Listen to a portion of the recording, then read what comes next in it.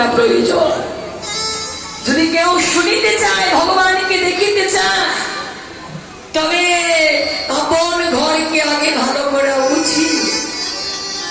নিজের আপন মন শুদ্ধ সরল না হলে ভগবান সেই ঘরে কখনোই ধরা দেয় না।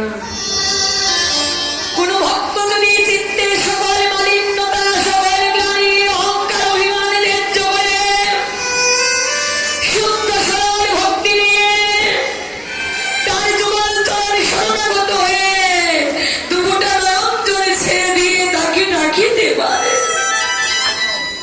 ভগবান যত দূরে থাকে না কেন রে মন, ভক্তি ডাকে তো তাকে সাড়া দিতে হয়। ভগবান বলে, ওই যে আমার ভক্তই আমায় ডাকছে, হৃদয়ের সত্য প্রেম ভক্তি নিয়ে। ভগবান সেই ভক্তি ডাক শুনে তো দূরে থাকতে পারে না, সেই ভক্তি ডাক শুনে ভক্তের কাছে এসে ভগবান আপন করে ভক্তকে বক্ষ মাঝে টেনে নেয়। যেমন এই জগতে কোন সন্তান যদি কাঁদে, কোন শিশু যদি কাঁদে, মা যত দূরে থাক না কেন সন্তানের কান্না মায়ের কর্ণে যাওয়া মাত্র মা যেমন দূরে থাকতে পারে না, পাগলের মতো সন্তানের কাছে এসে সন্তানকে আপন করে বুকে টেনে নেয়। এই জগৎ মাঝে কোন ভক্ত যদি হৃদয়ের সকল অহংকার অভিমান বলে